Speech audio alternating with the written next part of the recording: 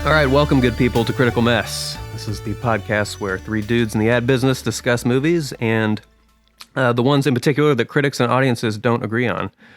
I am Nick Honeywell. I'm here with my two distinguished co-hosts, Mr. Griswold, otherwise known as Andrew, and Mr. Brian McCullough. Say hello, gentlemen. Hey, how's it going? This is Brian here, and looking forward to a very chill next hour of friendly conversation. It's going to be easy listening. Yeah, hey everybody, this is Grizz. This should be a great debate. So, to get started here, guys, quick icebreaker question, just to loosen up, right? Just to get the brain working. So here's what I want to know, guys. What's your favorite Arnold Schwarzenegger film, and why? I'm gonna say, my favorite film that he is in is Terminator 2, but my favorite performance of him in a movie is True Lies. Oh wow, that's a great pick. I just came up. I was going to say Terminator 2, but I totally forgot about True Lies. I'd have to say Terminator 2 for sure. Yeah, and you know, I'm not even kidding. I did not even really prepare for this icebreaker. Kindergarten Cop. That was in my second slot, but I think it might be True Lies. I really do think that's a great choice. That is one good fucking movie that holds up every bit today, and as every bit as good as when it was released. So I think that's a great choice. I mean, obviously Predator, Terminator 2 are, way up there. But, hey, and shout out to Jamie Lee Curtis for winning the Oscar just now. I mean, she was great in True Lies, and, I'm not saying I think she should have won this year, but good for her. Jamie Lee, she earned it. Yep. I have not yet seen Everything Everywhere All at Once yet, so I need to check that one out. Hot take, don't waste your time. Oh shoot. Honestly, my expectations I of just lost that, all credibility. my expectations of this film are so sky high from everybody yelling and screaming at me to go see it, so I would probably have the same review. So before we jump in here, as always, there will be many, many spoilers in this episode, so you have been warned. With that said, tonight we are talking about a film, or maybe I should say the film, that started a million flame wars, The Last Jedi. Brian, you're going to have your work cut out for you here tonight, because Grizz and I are going to go hard in the paint on this one. I can guarantee you that. I fully embrace it, and, I welcome it. It'll be a vigorous debate. Yeah. But seriously, fuck this movie and the time it took for me. Anyways, sorry, there will be more time for me to say my piece. But this film, just for a little bit of context for everybody, it came out just before the Christmas holiday in 2017. Directed by Ryan Johnson, who was kind of a younger director who was kind of trying to prove himself with this film, and in many ways, and some might say he did, and some might say he didn't. It stars Mark Hamill, Carrie Fisher, Adam Driver, Daisy Ridley, John Boyega, Oscar Isaac, and Brienne of Tarth. It made more than $1.3 billion worldwide on a budget of somewhere between $300 and $350 million, so obviously a pretty major success. It's obvious why they keep making these movies. It has I would say, somewhat startlingly high 91% rating with the goofball critics, and a still too generous 42% with audiences. And I'm sorry for all the editorializing right up front here, but I can't help myself. And it does hurt to shit on Star Wars for me. And we're going to actually talk a little bit about that and why that is. Because, I think I can say for pretty sure that all three of us love, in one way or another, the Star Wars franchise. And let's just talk a little bit about why we have such love for Star Wars and how that began. And let's give a little bit of context there. Well, I'll start. Brian here, and I don't think I've ever met anybody in real life who has been a bigger fanboy of Star Wars than me. I discovered it when I was a kid. Every sick day from school, I would rent the trilogy. Borrow it from the people across the street who were basically a Blockbuster, and watch the entire trilogy. I have seen every movie countless times. When the prequels came out, I waited in line a week before Episode 1 came out for 8 hours to get a ticket. I've seen every episode of the Clone Wars, Resistance, Rebels, Mando, Boba Fett. Did I say Clone Wars? Yeah, there's a lot of episodes there. I put together the models. I bought the toys. I still have a lot of my action figures. I passed it on to my kids. I played Dark Forces for countless hours. Rebel Assault 2, TIE Fighter, X-Wing, Jedi Knight. Nerd. The arcade trilogy. I was waiting for that. And I continue to watch them very, very frequently. So Star Wars has been a huge part of my life for my entire life. Other than the Middle Earth universe, Star Wars is my most cherished sort of franchise universe. And I think if I could sum up why I love it so much, it would be in the Darth Vader, Luke Skywalker sort of redemption story that culminates at the end of Return of the Jedi. That is the kernel that gives this entire franchise life for me. It is hard to distill it into one thing, but that's where I distill it. So yeah, super, super, super huge Star Wars fan, short of reading all the crazy Timothy Zahn books. Yeah, it's. I mean, I wouldn't say I'm a casual watcher of Star Wars, but I definitely think these films obviously came out in the 70s and 80s. I was born in the late 80s, and I had older brothers and cousins that turned me on to this entire franchise. So I think there was a strange gap there to kids that were born in the late 80s, early 90s that they grew up in a completely different generation for Star Wars. They grew up on the prequels, and they kind of had a mixed review of the older films as they kind of remembered or had them as their childhood. So I definitely have a younger take from this perspective. I definitely wasn't a huge fan, but I didn't read or watch any of those extra films. But I definitely respect a lot of these going back and knowing how much of the lore and all that stuff makes sense. But I try to look at these at least from a critical standpoint, because I don't think I have as much love for the originals as a lot of fans do. So it should be interesting to see what my thoughts are for the newer ones. Interesting. Well, first of all, I guess I just kind of assumed, Grizz, that you just like love Star Wars. I guess I never really even asked you that question. I just kind of assumed that everyone kind of has some sort of love for Star Wars, but a lot of people actually don't. I mean, don't get me wrong. I mean, I had all of the toys thanks to my brother and cousins and stuff like that, and my uncles who were even into it. So like, I was definitely around it. I have a massive fandom around. I watch a lot of podcasts about it and stories every time a movie or show comes out. And I think I've watched most of the shows minus animated. I'm not a huge fan. I can't get into animated shows, so I don't think I've followed Clone Wars or any of those extra Rebels and all those things. I'm sure there's some great. I've heard unbelievable reviews about that stuff, and it helps add to the lore and the story of everything. But yeah, I don't know. It should be interesting to see what you guys think of these newer films versus the old school, 70s and 80s first trilogy. Yeah. You liked Star Wars. You didn't love it. That makes sense. Yeah. For me, Star Wars was just a really important part of growing up. I had, I remember I had my uncle's, like original action figures. I had the Darth Vader head, box. That's probably worth a shitload of money now. I mean, if it's, in decent condition, that had, slots for each individual character. And I had, a bunch of toys, of course. I remember, I had the movies. My parents taped them off of TV in the early 80s for me, I guess, and showed them to me all the time, just kind of in my formative years. So I just remember watching those tapes over and over again. I too remember going to the Phantom Menace and camping out. I don't know how many hours it was, but might not have been 8, but it was hours. Shout out to my mom. She let me skip school that day. It was a Wednesday, and let me skip school just to go buy that ticket. Wow. My buddy who waited in line equally 8 hours, his dad came by in the IPL truck right at the end of the wait and caught him skipping and took his ticket away. Wow. Talk about it. That's epic. Yeah. I don't know what, I had some sort of arrangement going on too. Like, yeah, I don't know if I don't know what it was, but yeah, because it was a late night. But anyways, yeah, I was on that level. And I also, I played, actually gaming was a huge part of my Star Wars love. I did a lot, I also played Dark Forces. I played all the Battlefront games. I love the Battlefront games on PlayStation 2 in particular.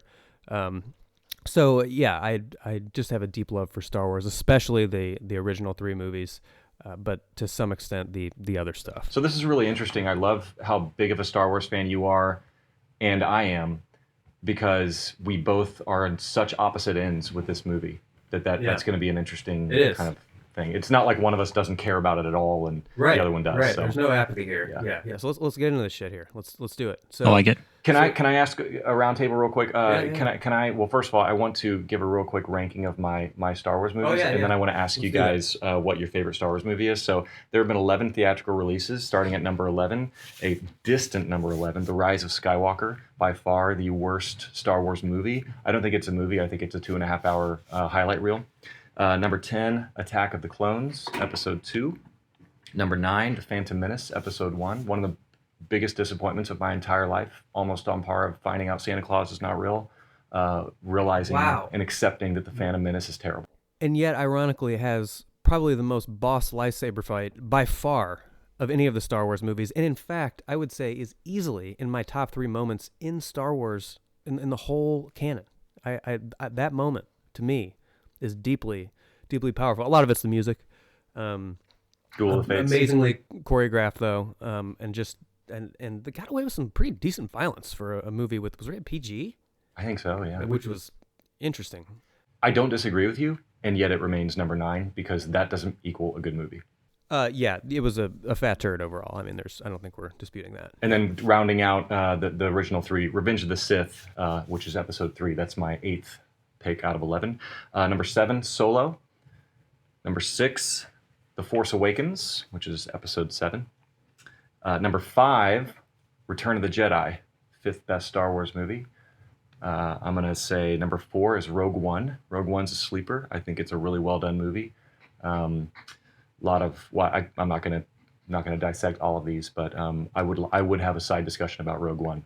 Number 3 is our movie, The Last Jedi. I'm going to put that the 3rd best Star Wars movie of all time, The Last Jedi.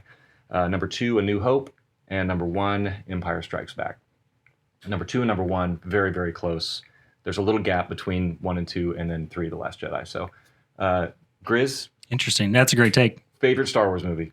It's got to be Empire. I think Empire was hands down the best. And then I'll be honest, like I have a hot take of the second being Force Awakens over New Hope for a lot of different reasons. But it mainly, I go back and watch the original so much that I cringe at the acting and a lot of the script of it, just the overall tone of it was just strange. And like, I think the acting was a big one that it took me straight out of just the experience of it. And I don't have like a personal experience of going and seeing it in theaters or like anything crazy. So I think that's what I loved about the new refresh of Force Awakens, that it took mostly the same beats, put in a lot better actors, and with better effects, all those things kind of added up to a better experience for me. Because, I mean, it's hard to go back and not have that same visceral experience that everybody else had when they went and saw it in, 77, the original?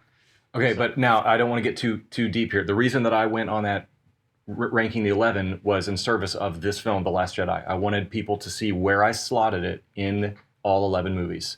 So I just say I'm deeply disturbed? I want to make sure that we stay on The Last Jedi here. But Nick, I'm glad you're disturbed. I see you sitting there very uncomfortably. What would just real quick, your favorite Star Wars movie? For me, it's like Godfather 1 and 2. You know, it's New Hope and Empire, and it's just Catch Me on a Different Day. And to me, also, Return of the Jedi is a decently close third, and then everything it's just a cliff, just a sheer drop off. So really, you're disturbed that Grizz put The Force Awakens above A New Hope. I think that's a bigger sin than me putting The Last Jedi. I think you both have some big fucking problems. Hey, at least my 1 and 2 were correct. All right, guys. So here's what we need to do now. We have a formalized ranking system, okay? And I think to set the tone here, we need to go ahead and drop our number. So go for it. Yeah, go ahead, Brian. I want to hear this. 93. Oh my Lord. I'm at 45. It's the 3rd best Star Wars movie of all time. How am I not going to give it a high rating? I give it 93. You're at 45? Okay. Yeah, I'm at 45, and I will straight up say I've watched this 3 additional times in the last few weeks in prep for this, and it has grown on me just slightly from a high 30s to that 45. Good for you. Open mind. I like to hear that. Yep. Nick? Yeah, I'm sorry. I feel like I'm seriously being really generous because I really do enjoy just Star Wars. It means so much to me, but I'm going to give it a 21. I think that it's, clearly I hated it. I'm not going to say there wasn't absolutely anything redeeming about it. we'll get into that a little bit. Hey, our scores are logarithmic or exponential, or what do you call it? Yours is half of Grizz's and Grizz's is half of mine. So we're trending. We're getting somewhere, I guess. Math. Yeah. So I was trying so hard for a math joke there. I've always been bad at math. I'm bad at math jokes. I can't. I had nothing. I waited. I was like, I tried. I had nothing. All right, let's jump in. So I think let's start right at the beginning. Okay. To me, these films, I think the way this film opens is kind of indicative of the bigger problem, or at least part of the bigger problem that I have with this movie. And it feels like kind of just a sort of a, desperately trying to recreate the sort of magic of the original films with the exact same kind of shot and I know they that's kind of a Star Wars trope. They do that in all the movies. I get that. Well, I guess not all of them, but that's something that's typical. But the opening on the Star Destroyers and the just it like many things in this movie felt like total fan service. Wasn't interesting. Didn't do anything new or creative. It just felt like a very meh Star Wars expected typical opening for me. Really? Was it General Hugs? Wait a minute. Is that what did it to you? So I loved Hugs. The Force Awakens started with literally a Star Destroyer crawling across a moon. In this one, we didn't get that, did we? Don't they all start with a slow moving ship in space? Isn't that like a? Does everyone? I should know that. I should know that, but I feel like that is a thing. Most of them do. Yeah. Well, no. Empire Strikes Back starts. Well, yeah, it does. It starts with the ship, and then the probes go down to Hoth. But I actually felt like this one didn't start as similarly, but maybe I'm misremembering. And it's really interesting that you said that there was fan service here, because I feel like that's what this movie was lacking. So compared to some of the other new ones, I think the other newer Star Wars movies did worse offenses for the fan service thing. I will concede that for sure. I mean, we definitely started in space with ships, so yeah. Okay, I see where you're coming from. That's definitely about 0.05% of my problem with this movie. So we just needed to start at the beginning. I'm wondering if do we want to just linearly go through this movie and say everything we hated about it, or do we? Because I've arranged my thoughts differently. I've looked at it from a more, here are three main, almost like I wrote a thesis. Like, these are the three reasons I love this. I'm happy to go all the way through it, maybe I let you go through it and sort of give your points, and then maybe kind of respond, I guess, after that. I don't know. Yeah, no. I think we can. I don't just want to go through and linearly talk through the movie, because that's boring. But I do think it's I'm happy to just kind of start talking about some bigger themes and bring up specific examples of the type of stuff. And that's another thing too. I think unlike some of the other movies we're going to talk about, people are going to be really familiar with this movie. So we don't need to and that's my thing. I think more thematic elements is maybe what we should kind of touch on the most. Other than because everyone has an opinion and has heard people debate this movie ad infinitum. So we don't necessarily need to get into the weeds there. Yeah. So if you guys, I went in order of just major beat scenes. Almost, I went just straight down the list from top to bottom of the things that kind of happened, and then I broke down roughly where I thought the first act was, second act, third act, kind of the halfway point, things like you were talking about.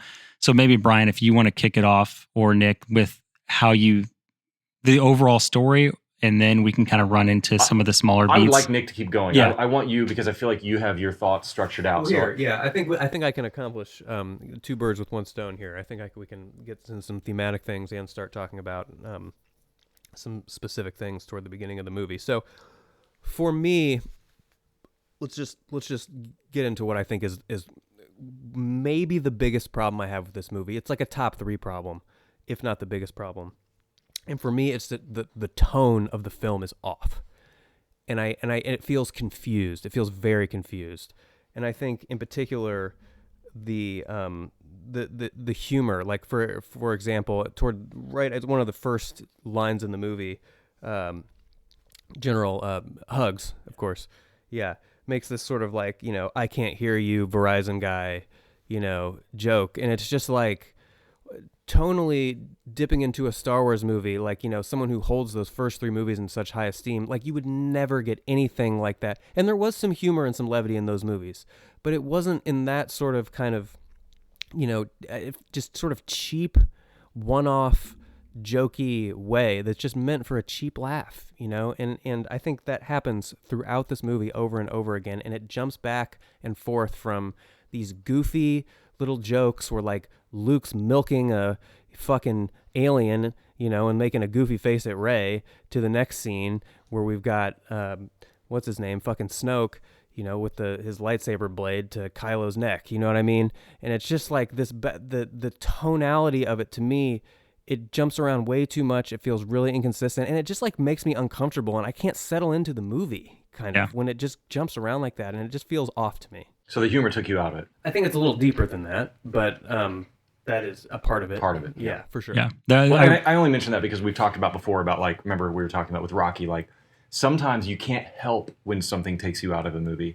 And I absolutely can see where you're coming from with that, because those first jokes with Hux and Poe were not good, and tonally were very strange. Now, at risk of getting too granular, I think instead of that being a case of bad joke writing, I think that's a case of lazy writing, because the purpose of that scene was to show that Poe was, delaying things so that he could get into position. So there was a reasoning behind him making that dialogue go further, but you could have done it in a better way that didn't result in being taken out of the movie.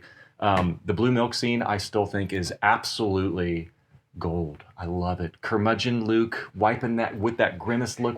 So funny. We're gonna get into curmudgeon. Oh my lord! That's actually. I mean, we're gonna get into it. I can't wait because I think that the curmudgeon Luke is rounds out the best story arc of all 9 episodic movies. Is Luke's character arc. So, but anyway, I see where you're coming from with the tone, and I can't disagree with you. I think you're right, for sure. Yeah, I mean, for how explosive and action-packed and, like, loud that opening scene was, and how goofball they created the General Hux character, and, like, how he went from this incredibly dominant, like, Nazi speech that he had at the end of Force Awakens, and then he goes to this, like, washed-up goofball in the entire film. So I think his character was completely wasted in general. But that opening scene with the Hugs thing, that was definitely tonally off. Did you laugh when he said, excellent? They're like, Snoke's on the line. He's like, excellent, I'll take it in my chambers. Like, just trying to save face, and then all of a sudden Snoke's just right there. I thought that was a little funny. I'm not going to say this movie wasn't kind of funny. Okay. There was some funny stuff. I definitely chuckled a couple. There were some clever jokes in the movie. It's just like, I didn't fucking want them there. Sure. Okay. Gotcha. Yeah. I think it's hard because you go back to Empire, and there were little quippy things, but it usually was held for people like Han or the comedic or Chewie or whatever. I think Han and Empire Strikes Back is Star Wars levity done right. Yes. And I think, totally. And I think that, this levity was a whole different caliber. This 100%. Fell into the point of just how tonally off this film felt. I have an issue with the ups and downs of it, and it spikes so high. I mean, some of the cinematography and the action and, like, the scenes in this film were peak filmmaking and cinematography. And then the other parts were just so deep down in, like, how grossly off it felt as an experience. Like, just watching this film just felt so weird and gross and disgusting. It just reminded me that I was in a disgusting film or a movie theater. And I'm like, I'm like looking around, like, is that a hot dog on the floor? Like, what am I doing here? And it's like these stupid moments, and it constantly happen. But I do believe that they got a lot of that out of the way for the final act to have more attitude and more, like, other than Luke brushing his fucking shoulder off. That was so stupid, but in such a big moment. So, but I think the last act of this film was definitely the strongest when it came to how they just removed all of that joke and tone to make it more serious. So we got through one of your main things. So I want to hear some more of your, or just keep going. I want to hear more. Absolutely. Before I do that, though, I just want to remind everybody they're listening to Critical Mess, and it's the podcast where some ad guys in the ad business just talk about movies that critics and the people don't agree on. So, sponsored today by Old Elk Weeded Bourbon. Old Elk, holler at us. Yep. Yes, and tonight we're talking about The Last Jedi, and so. I guess this is just kind of an observation. We can just keep going after this. But one thing that sort of struck me about this movie. So I've seen this movie 2 times. So I saw this movie in the theater, and then I saw it last night. And I didn't remember hardly anything from this movie. Like it was, I forgot the whole thing, and I don't know how lit I was in the theater that night when I saw it the first time. I truly don't. That may have had something to do with it. It may not have. But I do remember not enjoying it, of course. But I don't remember anything really about what happened except for kind of the final sequence, which I do remember and was memorable for all the wrong reasons. We'll talk about that too. Okay, so I think that here's another thing that it kind of pains me to say that is just a general issue I have with this movie that I think we should discuss a little bit, and that is Carrie Fisher in general is rough. It sounds like she's got a mouthful of toothpaste. She's just she's struggling, and God bless her, she's trying, but she just doesn't seem kind of engaged in the way some of the other actors are, I guess, and and maybe it's just kind of she's older and it's taken me out of it. I don't really know what it is, but she was kind of hard to watch for me. And of course we have to mention this was actually pretty early in the movie too, the infamous kind of space levitation sequence where Jedis can fly, right? Is that that was just it was really rough. I'm trying to find my note about it because I'm sure I wrote something hilarious because it was just so bad. That scene credit, in general was it's hard because we know her passing happened while we saw this film, correct? It was, they had filmed it, put it in the can, and they knew she had passed after principal photography and all that stuff. She died before the movie came out. Yes, before the movie came out. So, but they shot everything and then they were wrapping it all up. So they had all our scenes done, which makes me even more confused why they chose to have such an incredibly powerful moment when Kylo's having that scene where he has his finger on the trigger to go kill her and he has that hesitation. So he had no hesitation in killing his father. And then he had all this hesitation as he's screaming his ship into that bridge to go shoot it down. He hesitates and then she gets blown away, flies out, whole bridge dies in this super impactful way that she could have died in this film with that little, moment of hesitation from her own son. I think that could have been far more powerful. I thought that, I legit gasped in the theater when I saw that. I was like, oh, that's how they're going to kill her off in this movie. I was like, that's incredibly powerful to go do something like that, especially when they went back and forth with the close-ups of their faces. And it was perfectly mirrored as well. So perfect eye to nose, everything from scene to scene. But then they brought her straight back. She goes into the coma with the perfect white bandages around her head, like she had bonked her head, as a cartoon character would. And so it's interesting that they went that route and it just felt so off as she's flying, or I guess maybe using the force to pull herself back to the ship. I don't know. It definitely felt really weird as soon as that happened. You knew it was going to happen because they did the close up on her hand and her face and all that stuff. It was just, it was odd. It was uncomfortable. And I did find my note, and it's really not funny at all. It says she comes to life in the frigid death vacuum of space like some neuromancer, horrific space witch, and she's alive. Fuck this movie, seriously. I've been drinking a little bit. I will admit that. Can I respond? Yes, please talk about it because I can't wait. Yeah, make it make sense, please. It doesn't. As a performance, Carrie Fisher was hard to watch. I didn't like anything she did. However, as a character, Princess Leia was required in this movie. For two reasons that were just both briefly mentioned. The first one, when Kylo Ren hesitates to kill her. Okay, number one, that shows Kylo Ren's arc taking place. Okay, number two, that also differentiates Princess Leia from Ben Solo. Princess Leia has the Force, Ben Solo does not. So she has a Force connection with him as he's getting ready to kill her. Han Solo. His name's Ben Solo. Han Solo does not. Right. So that's the first reason that I think that she is there. Number two, one of the best, most surreal moments of the film is the culmination of Luke and her's character arcs for the entire series. And it's when he comes back as the Force projection and everything is lost. And you have this devastatingly beautiful interaction between the two of them. It's really subtle the way that she's sort of bemused by him. And you can't quite tell if she knows that it's him or if she knows that it's a Force projection of him. And he comes and they have this beautiful moment where they just have this knowing look into each other's eyes, brother and sister, who've come through all of this. And now here they are at the end together. You needed to have her there for that because of the familial ties and just the Force connection that they have that no one else has. Sorry, real quick. I swear, doesn't it start with Luke just making a fucking joke? And it's like a good joke. It's a funny joke. You changed your hair? Yes. Yeah. Right? Yeah, I liked it. It was cute. Yeah, it was a nice cute. little. You know, it's Luke. It's It's those moments that in that last act, it's so intense you and don't have to laugh on every scene. No, I don't think it was funny. I think it was. It was endearing. Well, I think what it was everything's going to be okay. And It was he hands her the dice, right? Yeah, From Han. he's an anchor. He's basically telling her, hey, it's all going to be okay. And here's why I say that. Because during that scene, that devastatingly beautiful scene, they're backlit. It's great blocking, great composition. The two of them are standing next to each other. That hole that's ripped open and the blast doors behind them, and they're backlit, directly center frame.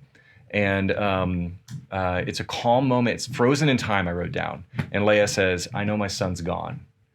And Luke says, no one's ever really gone. And so he's giving her hope there. As the general, as the last hope, he's giving her hope. And when he says no one's ever really gone and he's getting ready to walk out there and face Kylo Ren, I get chills. And when I first saw this movie, I thought to myself, what the fuck is about to happen? Like, how is this going to progress? And it's a moment. It's brilliant filmmaking, the way that culminates. So, Carrie Fisher, hard to watch. I wish she could have been cast by somebody else, but I don't know. They're kind of stuck there.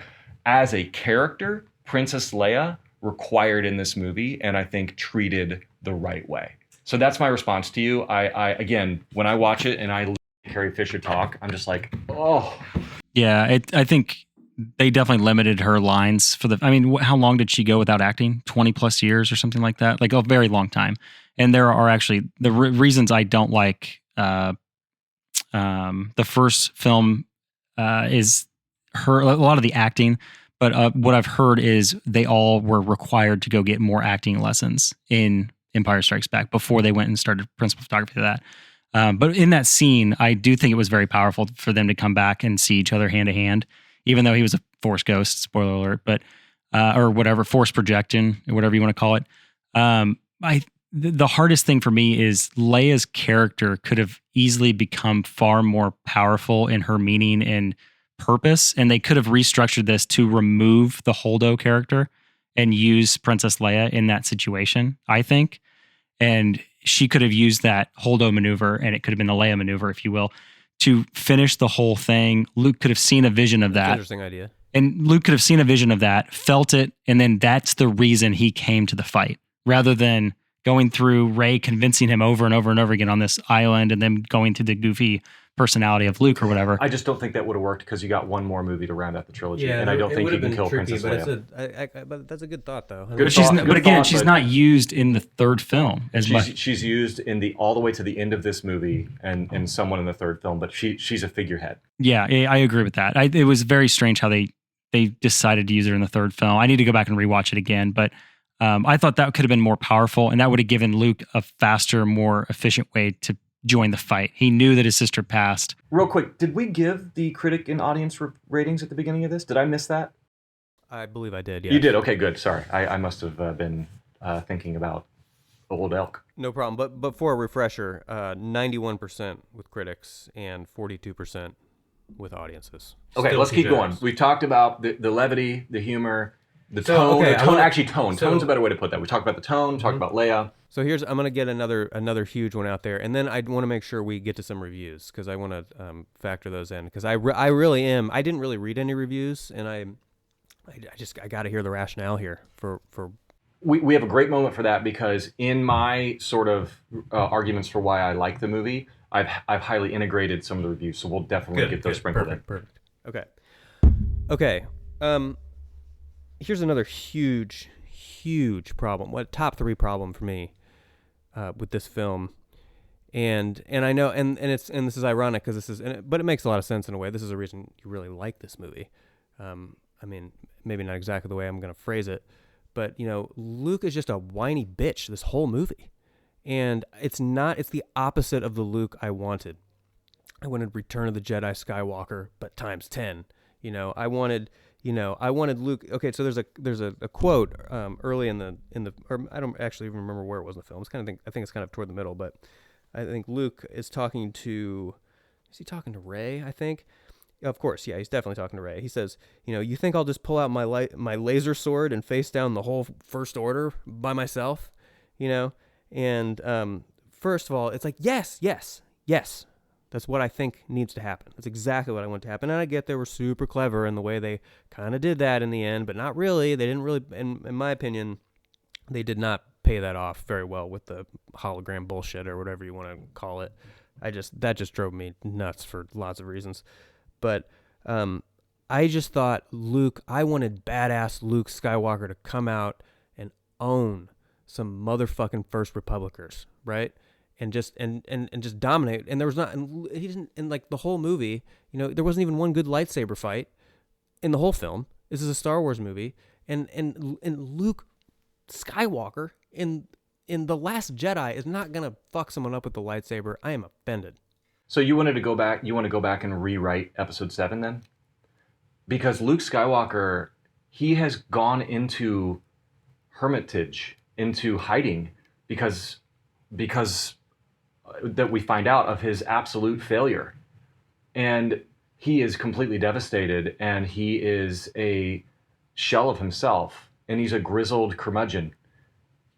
How does that character come out and battle down the entire New Order? You know what I mean? Like, he's already been set up to be this. He comes out for raw vengeance. Why did he wait 50 years for that, or 30 years or whatever? What is the catalyst for that? How do you explain where he's been then? Yeah, that to me, I don't think that would be too hard to figure out. I mean, where did you think he was in 7? I'm confused because at the end of 7, that's what one of my biggest things was the transition from 7 to 8. The literal end of 7 is him teary-eyed and being super emotional, and they're doing the big giant helicopter zoom in kind of shot, and Rey is handing him the saber or the lightsaber, and they have a couple shots there, but she goes to hand it and it goes to black, right? And then this film starts and they are closer. She hands him the saber, he grabs it, and obviously he goofily throws it over his shoulder. I don't think I'm mad at the personality that he became, because it almost is just a perfect mirror of him becoming Yoda, and Jedi finding this issue with balance and finding issues with battling this and that. And that's why Yoda went away. He saw like the discrepancies in like the Jedi Order, and then he went off to Dagobah, right? So I don't know. I don't have an issue with Luke going off and becoming a begrudge. He also didn't go to solitude like Yoda did. He went to an island with other caretakers and all these things, and he still sought out the whole Jedi way. But then you have like the end. I don't know if you've seen Mandalorian. Have you seen? I haven't. Okay. No. So spoiler for this, but season 1 and 2 of Mandalorian are fantastic. Or season 1 is brilliant. Season 2 is great, but it brought back Luke. And I know you've seen it, Brian. So they brought back Luke in that epic way. It was 5 years after Return of the Jedi, I think, correct? You can fact check that, but I'm pretty sure Mandalorian takes 5 years. So they have one of those epic scenes for you. And this obviously happens after Last Jedi, after all these movies are out. And I think it was a reaction to them and people saying, oh, I didn't get, like Nick said, I didn't get my Luke Skywalker that I wanted. That's fan expectation. I really don't have a lot of expectation. When I sit in films, I usually try to enjoy them while I'm there. I didn't have a lot for Luke. I just was like, oh, that's great that they brought him back. That'd be cool to see him as the guiding light for whoever the new character is. What did you want him to do? Yeah, no, I didn't want him to do anything. But I do think that he has those badass epic journeys, and they showed it in Mandalorian. And I think it was maybe in reaction to people hating his character so much in this. And I don't think I hated his character, but I did expect him to do a little bit more than piss and moan for 2.5 hours. I loved everything about Luke Skywalker in this movie more than any other movie he was in by an order of magnitude. He was a deep rich, complex, funny, interesting character. And I guess I'm challenging you because they walk up and you get the ending of Force Awakens with the lightsaber being handed to him. Do you guys think has he just been lost? Do you guys think, are you saying that she hands him this lightsaber and he's like, oh shit, here's my lightsaber, now I can get back to it?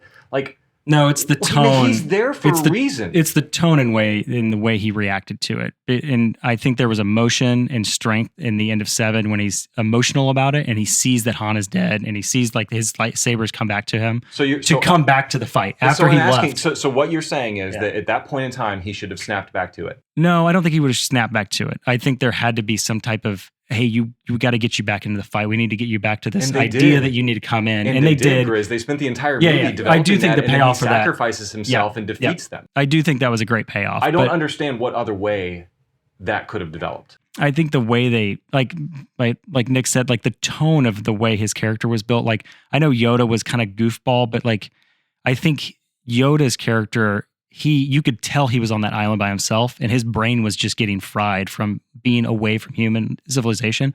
And then you have Luke, who you can tell he was there and he was mentally all there, but he was making these choices to suck the teat of a seal whale off the ocean. And then he was also He didn't suck the teat. He milked it. Okay, whatever. Hey, so you gross. guys drink milk, don't you? I get it, but not out of the. Fuck no. You don't drink milk? Hell no. Oh, hey, Milk's disgusting. fellow vegan love over there. Definitely not vegan, love meat. I definitely do appreciate Luke's arc. I definitely see where his character came from and where it went, and I do like how he died at the end of this film, sacrificing himself. I wish it was in person. I wish it was in a different way. I do think it was creative how they did it, the Force thing that they teased the entire episode or the entire movie. But I don't know what you think of all that, Nick. But we heard what Nick. So Nick, you basically are saying that Luke was a whiny bitch, which I get. I understand where you're coming from. Look, you asked, what do I want? I want Luke. I want Luke to use his fucking lightsaber for 10 minutes and fuck some droids up, man, and fight Kylo Ren and do some, You should probably watch Mandalorian for sure. Yeah, it's probably fun. I would like to watch that someday. Here's when I want to do something real quick here, guys. I think this is important.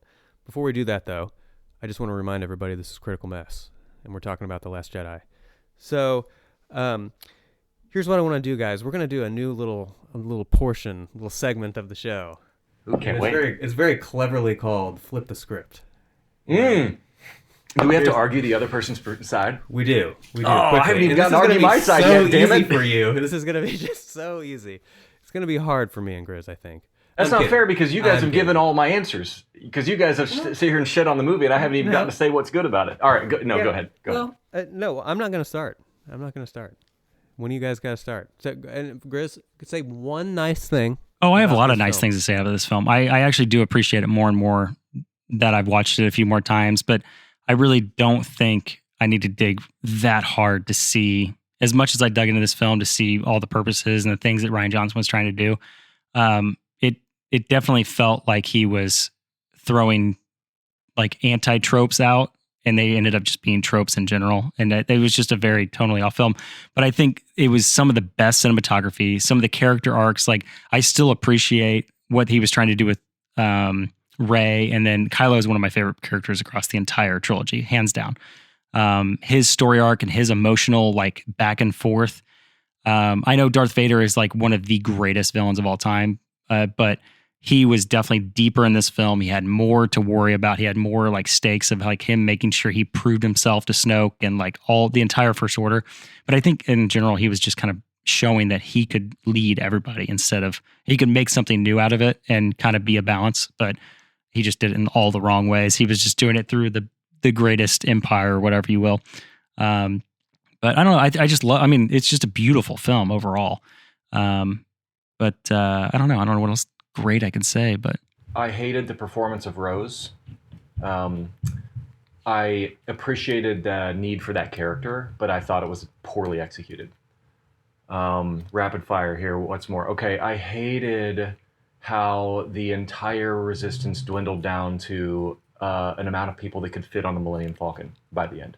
I thought that was a little far-fetched, a little unrealistic. What else? I I'm gonna echo what you said about the tone at the beginning with Hux. I agree with you. Princess Leia, like I've already mentioned that. So yeah, there's two new things that I hated about it. I could probably come up with a few more. It's not a perfect movie. So I'm hard pressed here, but I did give it a 21, so there was something redeeming here. I really like that space casino shit. You know, where they're playing those cool space games. Like, what was that space dice game they were playing? Canto Bite, yeah. Like, with you Justin, know what that is? Justin Theroux. No, the name of the place is Canto Bite. Did you notice Justin Theroux? I don't think I did. Cameo. He was the guy with the red. He was supposed to be the code breaker, right? He was cast as the code breaker. Yeah. He's from The Leftovers. Did you ever see that? Okay, no. Okay. Yeah. That was a funny cameo. He wasn't even a cameo. He was actually cast, and that was the rumor that he was going to be the guy in the film. But yeah, he was supposed to be the code breaker. He had the little thing on his chest and all that jazz.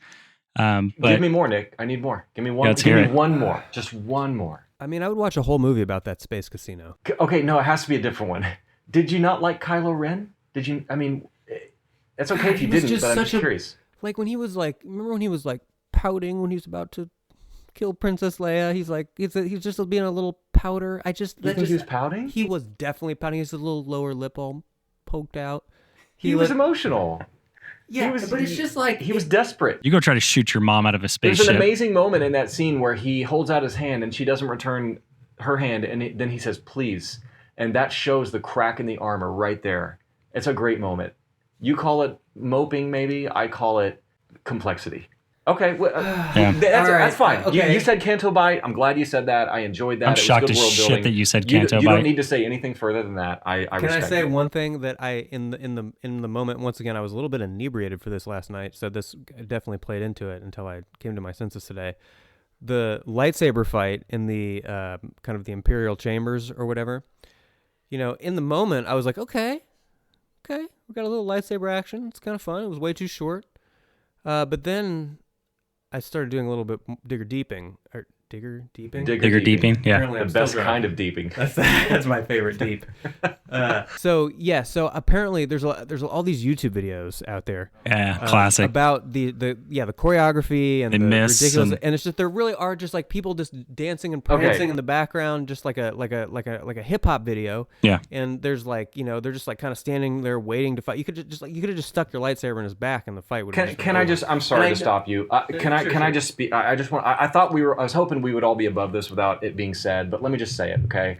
Couple of things about this movie. Number one, it's not a science fiction movie. We don't need to worry about if ships' maneuvers are correct and what kind of stuff is accurate, okay? Number two, every movie you can pick apart the fight scenes if you really look at what people are doing behind the scenes. But the other movies did it so much better. I don't think Teenage Mutant Ninja Turtles is a shitty movie. But didn't the other Star Wars movies compare that like lightsaber fight to the end of Phantom Menace? What about like every? I mean, I'm going to be the defender, but what about like any stormtrooper missing every shot, or the one that hit his head in the original trilogy? My point. So I think there is like those things that will happen. I will let those right off because that was a badass scene.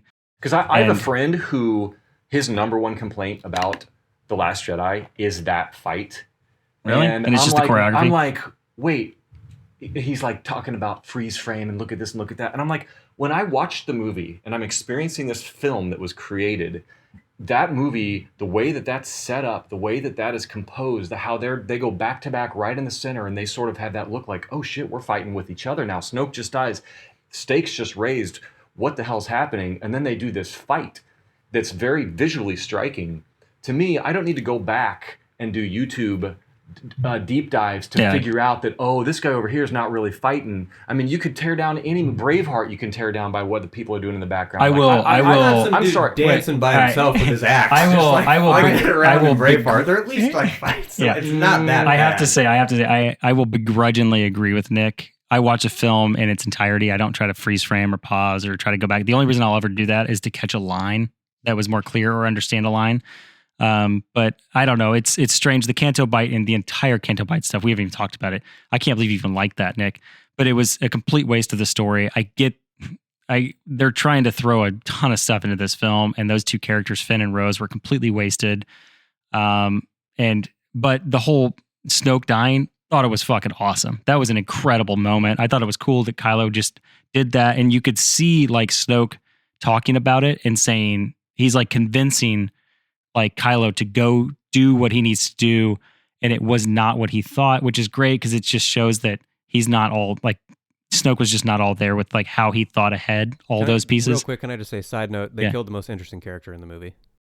I think he was the most interesting character in Force Awakens. He was about the fourth or fifth most interesting. Yeah, I would agree. I thought he was more interesting in Force Awakens for the fact that JJ does know how to make mysterious characters, like the hologram thing at the end. He was as interesting as the Emperor was in the original series, in that he was just a means to an end.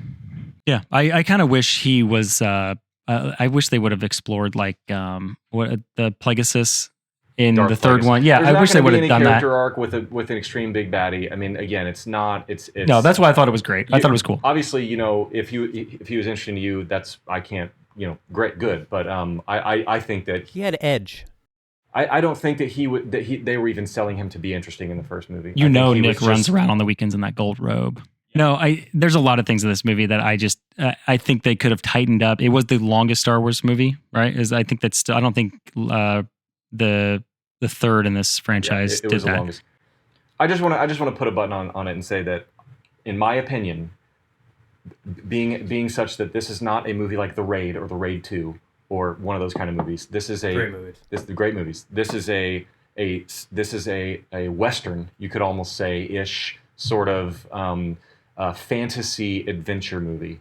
And I don't require perfect fight choreography for this to be a good movie. So I'll concede it's a nitpick. I will concede it's a nitpick.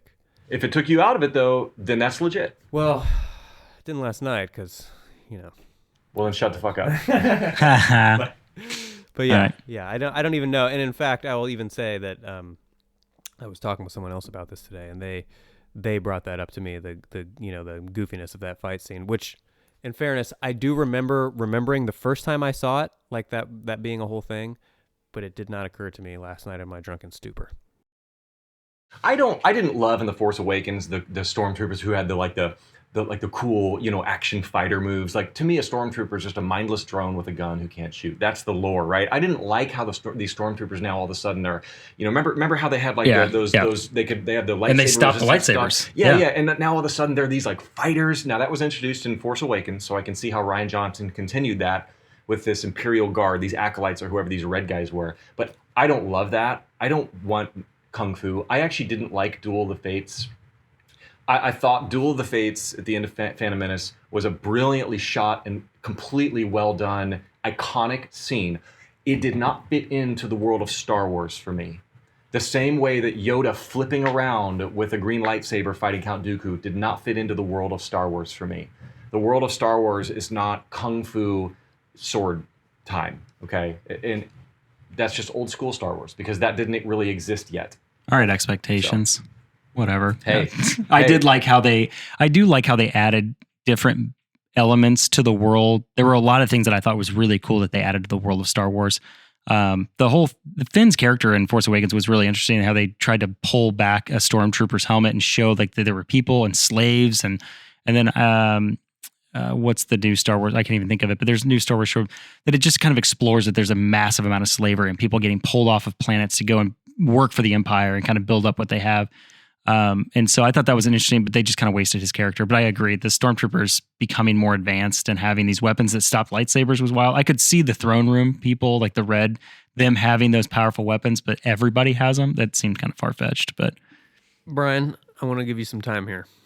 I think we've talked a lot about why we hate this movie, and I think Grizz and my point of view generally represents a lot of probably what audiences are thinking, we have to assume. But I want to get into some of the reviews and talk a little bit about some of the better qualities of this film. I'm interested to hear your take on some of this stuff. Something I highly value in a movie is originality. Another thing I value is subverting my expectations. I absolutely love when something happens that I did not expect. This movie fully embodied both of those ideas. I'll read you a couple of the critic reviews, and these I'm kind of gonna. I've got about one line from maybe 10 different critic reviews. I'll read a few of them here because they speak to that point. The Observer UK says, as the third act approaches, the crescendo of air-punching interludes accelerates, eliciting gasps, cheers, and OMG whoops from an audience whom Johnson treats with respect, affection, and evident admiration. I agree with that. He does treat us with respect. And I think it's respect that we don't necessarily deserve, because a lot of Star Wars fans come in with prescriptive criteria. They want this movie to do something specific, just like you've talked about, Nick. You want Luke to do something specific. You've Yeah, but already you decided also it. just said that you wanted the stormtroopers to not be so. I'm not saying I wanted them to do anything. I'm saying that's what they did already. So you need to tell me why all of a sudden they have these kung fu fight moves. But then you also have like Luke. He was this powerful, crazy, Jedi at the end of Return, and then now he's a skillless person without using his mental abilities to kind of. I didn't want Luke to do anything. I watched a movie where they told me how Luke became, and I went, "Oh, that's cool." I did not need Luke. If Luke would have come in and destroyed the Empire with lightsabers, I would have gone, "Whoa, that's cool." As long as they tell me the story, as long as they tell me why that's happening. Okay, so I'm not coming into this story with a need for any story beats to be hit. I'm coming in going, "Is this a well-made movie? Is it original? And does it subvert my expectations?" Hopefully, it does. But can I just say, is it an unreasonable expectation though of us to not have the most badass of badass Jedis fight a little bit with his lightsaber, just for me? I think he did, though. I don't know. It's hard to say he didn't, because he did, like, he used an interesting use of the Force, the whole projection thing. I thought that was an interesting way to expand the universe of Force using. But he does use that, his badassery. Like, he's sliding around and you see the footprints and all that stuff, and you can tell, like, all those things. I don't think that's unreasonable at all, Nick. Like a duel. I wanted a duel. What I think is, I know he fights Kylo Ren kind of, but you know what I mean. Like I don't think that's an unreasonable want. What I do think is unreasonable is deducting from the movie because that's not there. But that's what I think is unreasonable. A better idea, I guess. Unfortunately, for me. For me, they did. Flavor Wire. Johnson's easily the most skilled filmmaker to helm one of these. It's not even close. And it's not just that the film has a surface beauty of its own. He's aware of what we expect narratively from a Star Wars movie and delights in subverting it. And I think right there is the kernel of what this movie does. This movie subverts all expectations so many ways, starting with the lightsaber over the shoulder. The biggest thing this 8th chapter does is change where things go next in a fundamental way. That is Movie Freak.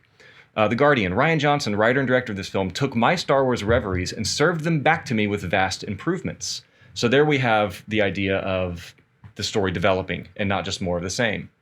National Newspaper Publishers Association. I did not make that name up. For Star Wars aficionados, this entry is one of the most galvanizing from beginning to end. What an odyssey. And I think galvanizing is an interesting word that they use there. It's a great word.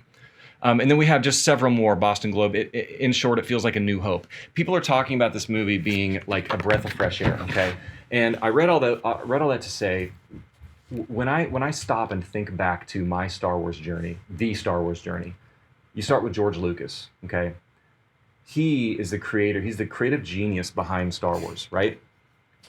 I don't think he's a good director. I think he struck gold. I think the stars aligned, and I think actually the editing is what saved A New Hope. Okay, George Lucas directed A New Hope. There's a rumor that the editing is what saved it. There's a rumor that the first cut was really, really bad, and the editing is what saved it. Okay, and I don't think he's a great director because Empire, which is the best movie, was not directed by him, nor was the screenplay written by him. Same with Return of the Jedi, directed by somebody else, screenplay by somebody else. Okay, now you have George Lucas coming back and creating the prequels. I think the prequels showcase a creative genius, a world building, a visionary person who's not that great of a director. He directed and wrote all 3 of those movies. They're mediocre at best, okay? Now fast forward to The Force Awakens. Disney buys Star Wars. Guess what Disney likes to do? Make a shit ton of money. So what do? They hire Steven Spielberg Jr., J.J. Abrams, who has already reinvigorated the Star Trek franchise, so they know he can make money. And they go, make us some money. And guess what? He remakes A New Hope. And they make a lot of money. It broke records. Now and J.J. Abrams did not write that movie. He just directed it. Now, here we are, The Last Jedi. Rian Johnson single-handedly writes and directs this movie with no co-writers, no co-directors. This is his vision. He does not have to sacrifice his vision at all. I'm sure Kathleen Kennedy and some people had obviously weigh in. There were parameters he couldn't break, but this was his original baby, okay? And you can tell it was because of how the movie is original and how it subverts our expectations. And I think, to me, that came off. To me, when I watch this movie, that really exudes just good filmmaking. And I look at Rian Johnson's other movies, and just because a director's good at making other movies doesn't mean all of his movies are going to be good. But I do think he's a vastly superior director to George Lucas. I'm not going to say he's superior to Abrams, but he's different. He's a different kind of director. He's an original director. He writes his shit. Okay, and I think there's a lot to be said about a Quentin Tarantino type who writes and directs their own stuff. So that's my soapbox about that idea of originality. And like I said, I just read a bunch of cherry-picked critic reviews there, and I think that was the critics' viewpoint too. Oh, finally, we have a fresh direction. It's not just more of the same.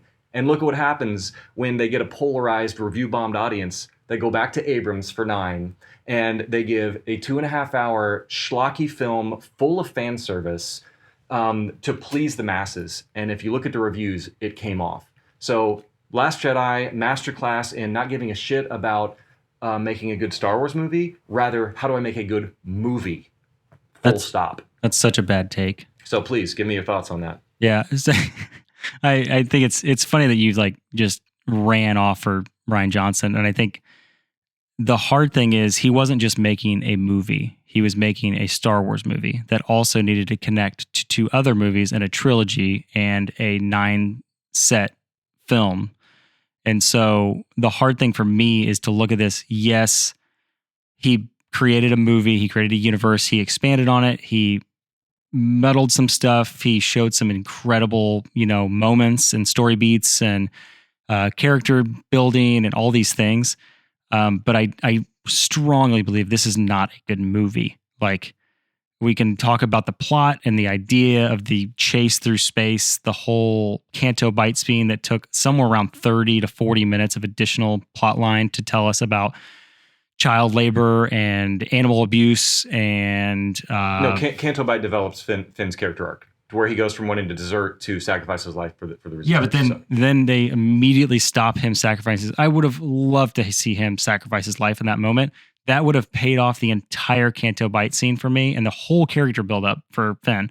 But no, we had to have that weird thing where Rose comes in, saves the day, and then kisses him, and she says that weird line at the end. No, you're not talking about Canto Bight anymore. I know, but I'm talking about their character. You're talking about their character building or whatever. Sure. Finn. But I'm saying Finn's character arc I thought he was going to die in that moment. I thought it was going to be far more powerful. But then they just wrote him off. He was definitely one of the most interesting characters in Force Awakens. And the idea of a stormtrooper coming about and having this moment of having Force abilities. And then it's just so up and down. This film is so beat to shit when it comes to the tone and how we're telling a story. And you touched on all those things. And it's hard for me to see this as a good film. And I think it's hard because any director in any position is going to have a hard time making a Star Wars film. Well, I think we've seen that historically. I think Rian Johnson's the only one who's been able to pull it off. Everybody else just makes the same old shit. It's still a bad take. I just don't think Rian Johnson is just so I have this review. I don't think Rian Johnson's great either. I freaking hated his last movie. I don't think it's anything about him. Which I think Glass Onion. Glass Onion. Okay, yeah. I think Knives Out was a great film. Glass Onion was terrible. My point in that, it could have been anybody. Replace Rian Johnson with any name. My point is that he wrote and directed the movie. It was not made by committee. It wasn't just him. No. There were far more writers and collaborators. There's far more writers and collaborators on this film than just Rian Johnson. Sure, there may be helpers and collaborators, but the story and the screenplay and the directing is solely credited to him, and that says a lot. Okay, I think he's just a very good pitchman. I think he sold this movie to some people, and he told them it was going to be this massive thing. So I got to read this review that I found though, because it kind of touches on a little bit of what I'm talking about. The movie leads us to believe that one thing and then pulls the rug out from under us. It doesn't show us consequences. It bluntly tells us that we're wrong with a clumsy line of dialogue. These, quote, lessons are frequently self-contradictory. There are ways to have things be unexpected, but it requires foreshadowing, exceptional writing, and a lot of work. Even so, even the most intellectual stories rarely use this trick as frequently and heavily handed as The Last Jedi. The Last Jedi was edgy and creative so often that it turned trope killing into a trope. And I strongly believe that he went so far and he took so many risks in certain points of the film. And it felt like every 15 minutes or every 20, on a beat, every few minutes, he would do something that would just skyrocketed upward or downward, so far away from. Give me an example. So the opening scene, being goofball, and I get Poe's character being goofball, but you have General Hugs. So he's supposed to be Hux. So he's supposed to be this menacing, and he had such a powerful moment at the end of Force Awakens, and he kind of gets chipped down. But then he becomes a strung out, stressed out, weirdo character from the start. Like that was the opening scene. And then you have Finn still like contemplating back and forth of like his personality and what he needs to be doing. He gets ready to run away, but then he gets guilty because this random character comes into play. It just seems so strange that he took all these risks. And I think he did it, and he took these risks because he knew that talking about these little beats about slavery and just the weird Canto Bite and all these character beats, I think he did it just to get himself into the good graces of filmmakers and critics. And I respect a risk taker. I do too, but I think he has to do it. A little company man bitch can go to hell. But he has to do it within the world that he's doing it. He did it in a Star Wars film. He can make those risks on his own film and his own world of things that he wants to write and do. Because I think Knives Out is one of my favorite movies of his for sure. So I think it's interesting that he went the Star Wars route, and he had to play within this world, but he went so far outside of the world building.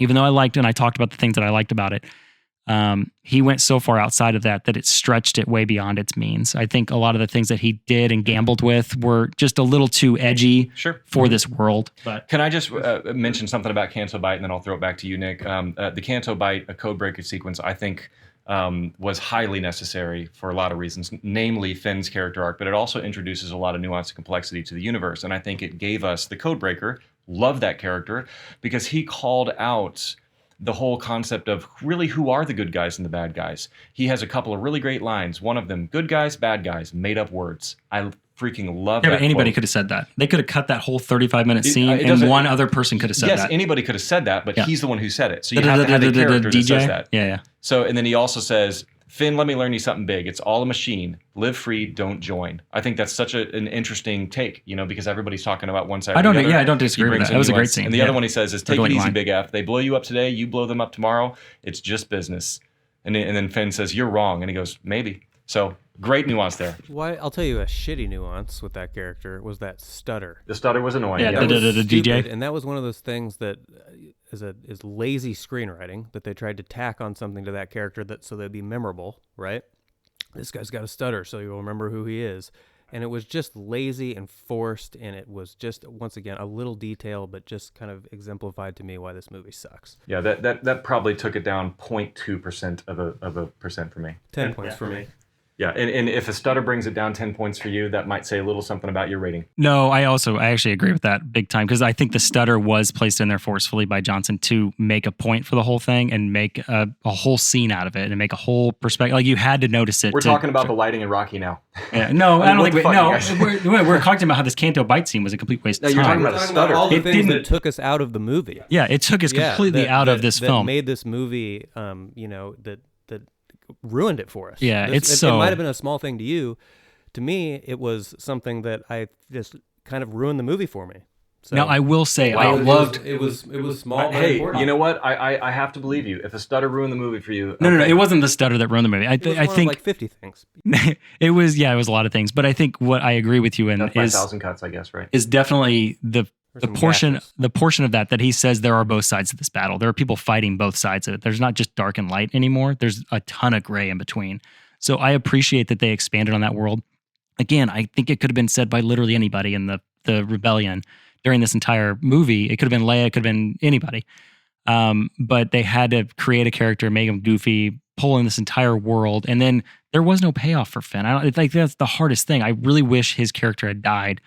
And that was one of those moments where like, oh, that was an unbelievable character arc. There was a purpose for this whole scene, and then they stopped it. And then I can't even remember like what Rose passes out at the end or whatever. She doesn't die there, does she? No. It's a weird. It was like the weird, like she closes her eyes and falls over. Yeah, you wonder if she died. You kind of get happy for a second. You're maybe she's dead. Maybe she did, but it was so hard because I really wished that he would die at that moment, because it would have for me, it would have made that entire Canto Bite scene far more interesting and more powerful for somebody to pass away from that, the gray areas of the good and the bad side, and people selling the ships that he showed, and he showed like the different TIE fighters and X-wings and stuff like that.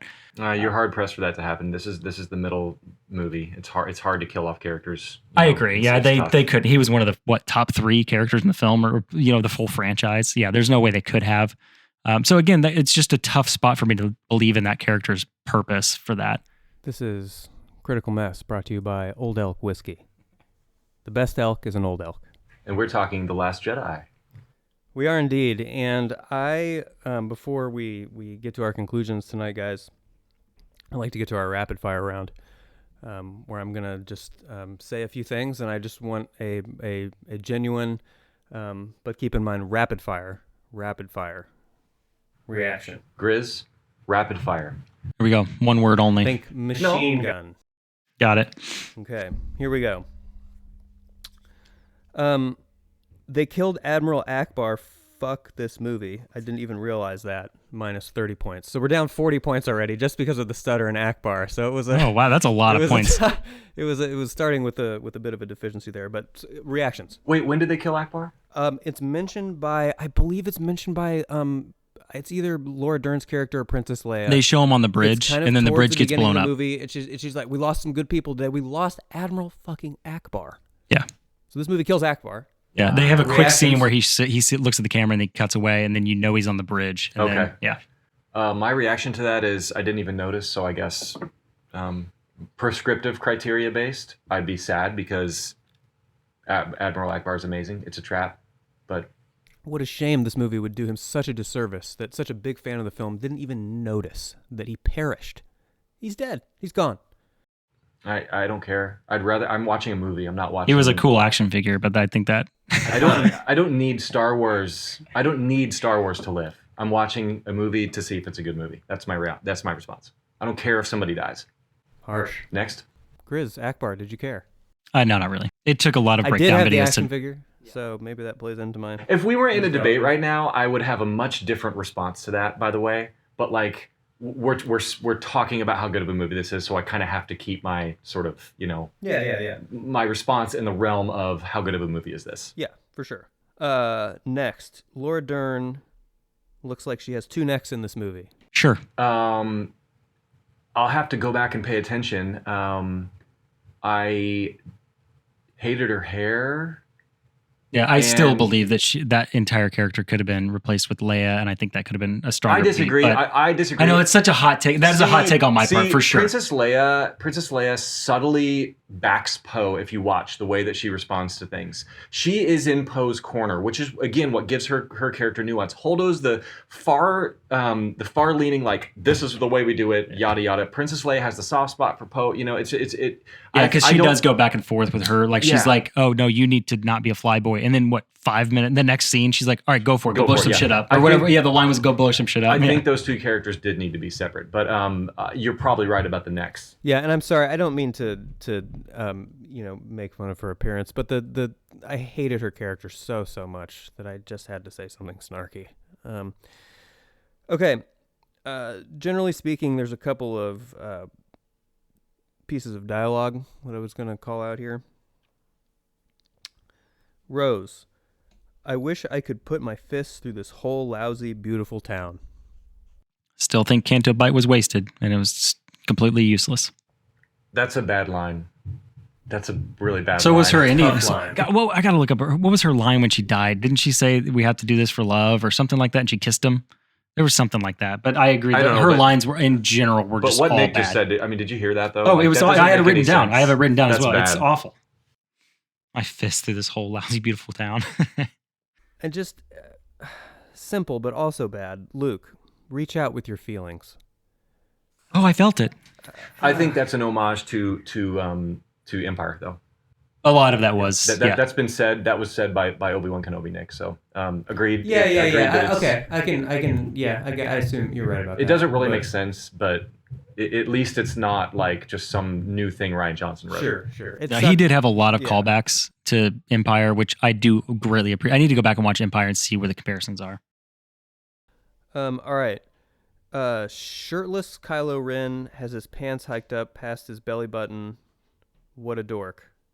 His pants are almost up to his nips. It's a galaxy far, far away, a long time ago. Oorah. That may have been how they wore them. Just the hiking them all the way up. I mean, he hiked those. Yeah, the pants little up. cummerbund that he had going on. Didn't they? Isn't that how they did it in the 50s? Yeah. Yeah, it was very 50s. Yeah. Very daddy-o. Yeah. He was looking pretty hot though. Oh yeah. Yeah, I'm gonna be honest with you. I really actually don't get the appeal of Adam Driver. I don't. He's not. He doesn't. I don't think he's sexy. I don't think he's a sexy man. I don't either, except as Kylo Ren for some reason. I don't think in any other movie he's been like this kind of like hunk, but for some reason as Kylo Ren, he's baller. I don't know. He plays the part well. But it's just like I guess like there's like women are just fawning over Adam Driver, and I guess I are don't they? get. Yes. Are you kidding me? Oh, what are you talking about? Women Yes. Yeah. Oh, the memes, the gifs, He's like everything. way up. I mean, he's like top. He's like Channing Tatum level. Like Have they seen Silence highest- by Martin Scorsese? Yeah, probably not. They need to because they'll bring that right back down. Yeah, probably not. Anyway, it seems like a cool guy. I think he's from Indianapolis, right? Or I heard some sort of Indianapolis tie. There's ties, yeah. Yeah, I don't think he's actually from here, but he used to live here or something. So cool. Yeah, Adam, we love you. But yeah, I don't get it. What else did I want to talk about? I guess. Oh, here's I'm going to say a really nice piece of dialogue that I actually like. Probably the most profound line maybe in the movie. It was delivered by Yoda. "We are what they grow beyond. That is the burden of all masters." That was a gangster line, and it's delivered in perfect Yoda cadence. And it's like, you have to think about it for a quick second. And you're like, yeah, that's a good one. So that's a really good scene. That entire scene of him and Luke, so cathartic. It's so oddly peaceful. It's reassuring, brings you back to your roots, and yeah, there's some really really good quotes in there. More kind of fully, Yoda says, strength, mastery, but weakness, folly, failure also. Yes, failure most of all, the greatest teacher failure is. And then, yeah, he says, Luke, we are what they grow beyond. Yeah, very good quote. Yeah, Yoda has some good lines. C-3PO, on the other hand, what a fucking waste. Honestly, he didn't have one good line in the whole movie, and he was just such an important part of those original films, and that was another big knock for me, was how they treated 3PO. I agree with you. I wish he would have been in it more. I love 3PO. One of the funniest scenes in the movie was when Leia said, "Wipe that smirk off your face," and he says, "I shall certainly try." Very good, very good. Yeah, not a single good line from him in this movie. Well, that one. That was line. That was about it, yeah. Sorry, yeah. I mean, I guess that was a decent line. But no other good ones. Yeah, Yes. Unfortunately. Yes. Man, I'm going to lay one other line of dialogue out here. "Hope is like the sun. You can only believe in it when you see it." Laura Dern quoting Leia. And then I wrote in parentheses, "Heaven help us." So it's okay to stare at the sun? I don't even know what that means. I think my point is clear. I think there's some shitty dialogue in this movie. I think most Star Wars is not known for its dialogue. I think that's a bad line of dialogue that's trying to say you need to trust me, and it should have been done in a better way. And I agree. I don't think that Star Wars is necessarily known for its dialogue. There are some equally poignant moments though in this movie that we talked about. And another one that I'll say is one of the best lines is when when Kylo and Rey have defeated all those guys, and Kylo's like, "Say it, say it. Say who your parents were, say it." And Rey finally admits they were nothing. She thinks her family was nothing. And Kylo says, "Your parents are filthy drunk traders. Your parents are dead in a pauper's grave in the Jakku desert. You have no place in this story. You come from nothing. You are nothing." I thought that was super powerful. And I then love that. he says, "But not to me." And I think that's a really, really so powerful one of the line. coolest things about Kylo in general, and they showed it in The Force Awakens. Like I never caught it before, but he has that wound on his side when he's battling at the end and he's punching it. Did you guys ever understand that was him making himself hurt to get more anger and to get more power? Yeah, that was and I good. think it was such a cool thing that he used that again in this film and continued to build on it. So I just really loved his character in the entire film. It's time to let old things die. Snoke, Skywalker, the Sith, the Jedi, the Rebels, let it all die. Rey, I want you to join me. We can rule together and bring a new order to the galaxy. I love that. That's like a kind of meta commentary on sort of the new direction this movie's taking. So, All right, I've got one last piece of dialogue, and I'm going to stop. Okay. When Carrie Fisher and Dern say, "May the Force be with you" at the same time. Oh, you're so right, I Nate. wanted to shoot myself. You're so right. That was cringe. 100% cringe. Then they smile and Laura gives her that big goofy smile and he just like, don't make me have these nasty feelings. Ooh. Totally agree. The more they said it in this film, I as a Catholic background, like, and also with you, like they always love, like, how I always have like in my mind, peace be with you, and then always with you, and it's like it always think of that when they say it, and they said it so much in this film, it just kind of got me. That might be my least favorite moment of the entire movie, right there. That might be the one. Bad. Icky feelings. I guess this is just a little note that I probably should have made earlier, but something that else that sort of just bothered me in general about this movie was Chewie. He looked really fake to me. And I think, I guess I'm just being nostalgic for the originals, but just the, the full prosthetics, the real costume, as opposed to that kind of CGI. I mean, was he CG in this? There was a lot of CG. Were there some? I have to go back and look. I don't remember him being like a massive part in this film. He was massive in the first one. Plenty of Chewie CG. Interesting. And I noticed it a lot. Because I know there was a part where they pushed his character and the actor changed. The actor passed away that originally did him, and they actually used him, and then they changed to a younger, newer actor somewhere in this trilogy. I can't remember where it was, but maybe there was something that they changed there. All right, guys, one or two more here. Finn going full Independence Day, full Dennis Quaid. How do we feel about that? I'm back. Yeah, I really wish he would have killed himself, but we've already talked about that. I think for all intents and purposes, he did kill himself. I mean, the fact that he clearly was sacrificing himself. Whether or not he ended up dying, I think the point remains that he sacrificed himself. It's weird that he didn't melt as he's getting so close to that beam. It's also weird how Rose just slams into him in another ship, crashes into him at full speed. That was just absolutely ridiculous. Nobody gets bumps or bruises. The open cockpit ships. And then also, what's that even going to do? It's just, that gun's just going to melt his ship. It's not like he's going to like. And also, not a single bullet could hit him as he's flying slowly towards that gun. There's like a million, people shooting, and he's just like on his own. But again, we're not getting into the weeds on. Yeah, calm down there, Brian. So. Yeah. But so my point is, I'm going to agree with you, but I don't detract from. Yeah, I have another note here. I want to scream into a pillow. What were you drinking? Tequila? No, actually, I was drinking. What was I drinking? I was drinking Modelo's. Oh, okay. Yeah, I was just keeping it real. Here's something. I'll throw another bone here. It's a small thing, but the Imperial Guard, Royal Chamber fight scene, the whip lightsaber, that was super boss. Like I thought that was a cool, and I wanted more, and I didn't get nearly what I wanted out of that, but I thought that was a cool idea. Just a cool little lightsaber implementation. All right, guys. Well, I think that this has obviously been a spirited debate, and a good debate. I would like to do some, just some closing thoughts. I think about, unless there's any other major themes or things that you guys just really wish we would have talked about, or maybe we take it on to a part 2 and a couple dozen more episodes. Yeah, I mean we could go on for days. I mean, and like we said at the beginning, we could pick this apart for hours, and everyone has, and that's not what I'm interested in doing. I'm interested in looking at this from how good of a movie is this, full stop. Mm-hmm. I don't care how good of a Star Wars movie this is. I want to watch a movie.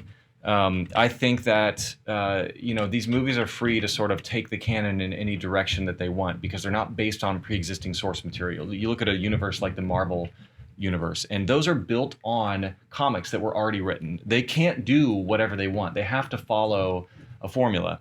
These Star Wars movies, they can do whatever they want. They can go in any direction they want. Let's do new stuff. Rian Johnson did new stuff, and I laud him for it. I'll give my sort of 3 main reasons why I think this movie's good in summary and in kind of conclusion here. One of the things that I love about this movie is how complex the characters are. Kylo Ren, the interplay between Luke, Kylo, and Rey, that's the engine that drives this movie. The interplay, the push and pull between them, the way that Luke is so surprised that Rey goes right to the dark side and he won't train her, the way that Kylo is grooming her, and how they have this connection that Luke walks in on. Who's going to do what? Where are people going to go? What's going to happen? Really complex, really nuanced stuff. There's a lot more that I could say about the characters. We've hit on a lot of it. but very, very complex characters, and I love a complex character. Number two, the story is very well crafted. I think I love how it reveals the Luke and Kylo backstory segment in sort of three parts, sort of a withholding of the truth, a bending of the truth, and then a full truth. How it's talking about when Luke goes in to sort of kill Kylo. I love how that's revealed. It's revealed in a very knives outy kind of way, if you will. A lot of other really good things about the story, just the arcs that people have, really great sequences. There are some amazing moments that happen, but just a good story. And then number three, I said it's just a good movie, regardless of it being a Star Wars movie. It's a good movie. It's a fun adventure. It explores deeper themes, great VFX.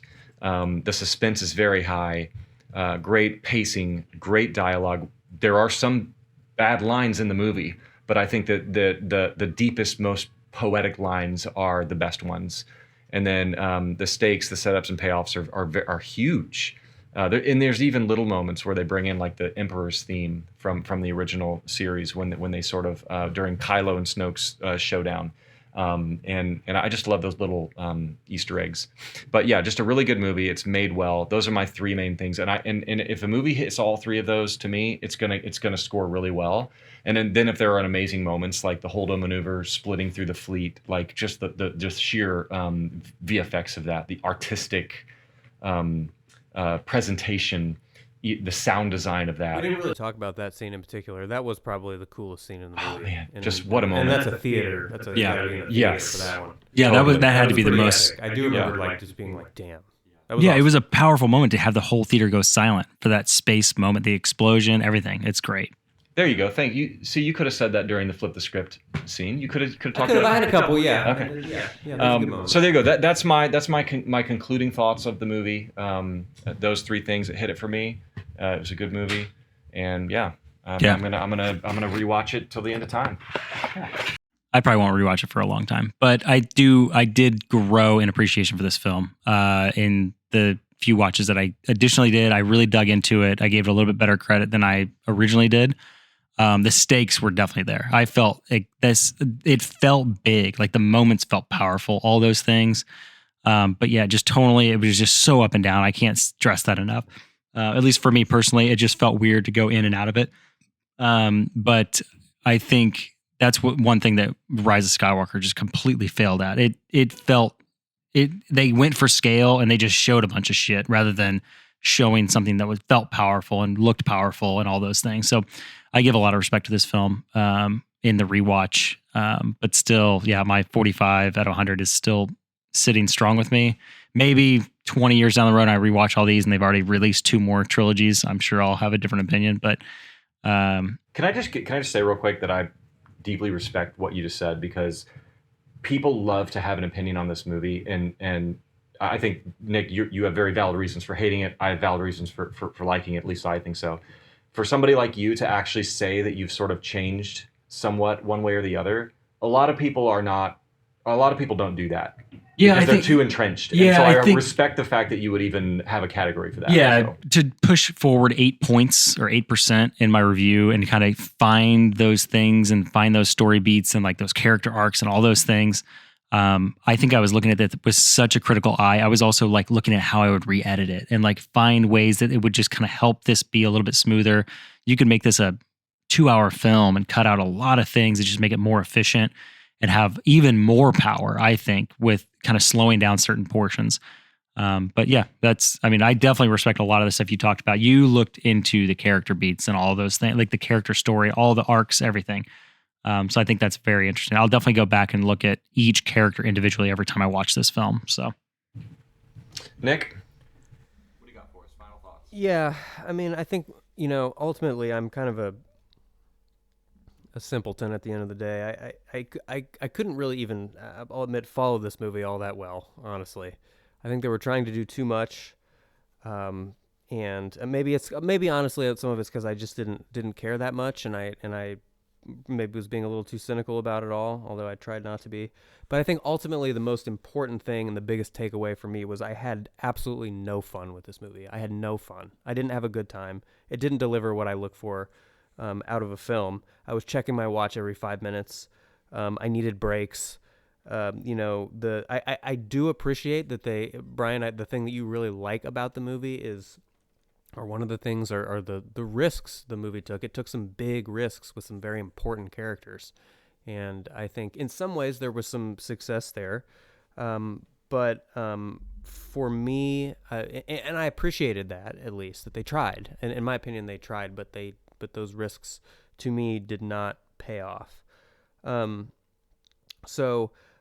think the really, really to get to the crux of it, Luke was very disappointing to me, and I get why, you liked curmudgeon Luke. I hated curmudgeon Luke. I wanted young, vibrant, full of energy and virile and, just slaughtering stormtroopers, Luke. That's what I wanted. And maybe that's wrong of me, but that's what I wanted, just as a fan, as a viewer. No, I don't think that there's right or wrong. I think I just think that's what I wanted. I wanted that, and I didn't get any of that. And the other big thing, I think we kind of started this podcast by talking about was just, for me, the tone was just way off. It was all over the place, and it was over and over and over again. It was consistently inconsistent with the tone. And I think, in the characters, I didn't, I thought Rey and Finn in particular were really weak. I didn't think a lot happened with them. I know we didn't really get into this all that much. But I just didn't think they were very interesting. I didn't think they changed much or much. And I don't think there was a lot of interesting. I think you could argue that Kylo Ren had kind of an interesting arc, kind of a nuanced arc, but I think you could also argue that it wasn't that interesting. I was kind of thinking about that. I think you kind of go both ways on that. But here's one other kind of little final thought. I think I would have actually liked this movie a lot more if it wasn't a Star Wars movie. If that makes any sense. I think for one, the original movies are just too special to me, and they just mean too much to me and that will never be replicated. No matter how absolutely stunningly Citizen Kane level perfect this movie could have been, it never would have gotten all the way there. But I at the same time did just hated this movie. So anyways, and I made that pretty clear. And I want to say one thing real quick. I think that I disagreed with some of the things you said, but I think a lot of what you said really distilled. Drinking that down, I may be down to like a 91 after sort of hearing. Okay. Oh my God, we did it! Some of the stuff you said. We broke them down. The review. I mean. I'm not going back on anything I said that I liked, but I also think that hearing, like I said, everything you said, distilling it down all together, it's like, wow, there were actually a lot of things that I didn't like about the movie that I guess I didn't really realize how many things I didn't like until you sort of put words to them. Can I say part of it is I think you looked at this movie in particular on a more global level, kind of 30,000 foot view. And I looked at it more at a sort of a granular, level that I was picking it apart, right? And for better or worse, I think that's kind of how we were looking at this movie. Yeah, I think you might be right. I think I'm going to sit right at maybe at a 91. Right at the critic score on Rotten Tomatoes. Is that what it was? I think is that what it was? Something like that. No, but that's not saying the critics are saying it's a 9.1 out of 10. That's just 91% generally favorable. Yeah, it's hard because I think they busted out and they had this big plan to come out with a movie every year and then shows in between that. And I think they diluted this brand very quickly after they purchased it. But they waited 4 or 5 years after they purchased to come out with a massive amount of things. Even though I love some of the Mandalorian stuff and some of the new shows, it's hard to look at Star Wars now and all the things they're doing. It's hard not to think about. I guess what I'm saying is I still loved it, but I'm validating. Yeah, I'm accepting because you're right. There's too much for it to be a 93. I feel like. And after this conversation, I am going to drop my score 4 more points. Good. 17. Good. I was hoping you'd do that. I'm going to keep it at a 21. I'm going to stand steady at 45. I can't go any higher. Yeah. I'm going to keep it there. All right. So we are very happy and appreciative that you guys have listened to us, and if you made it this deep into the episode, you're awesome, and bless you. But we hope you'll join us here in a couple weeks when we're going to do another episode. And here's the thing. So we've had a little bit of a debate about what movie we're going to do here in 2 weeks. and we've got it down to 2. We think that it's time to do a comedy, and we've got it between the classic Chris Farley comedy, that rhymes, Tommy Boy, which well, I won't spoil it, but we all have opinions on. And again, real quick, I should say, this did we mention at the beginning of this that we flipped it for our 5th episode and we're doing a high critic, low I'm not audience? sure we did. I'm So not sure that's a good note. this is a great time at the very end to say that. We intentionally, every 5 episodes, we're going to try to do a high critic, low audience. That's why this was such.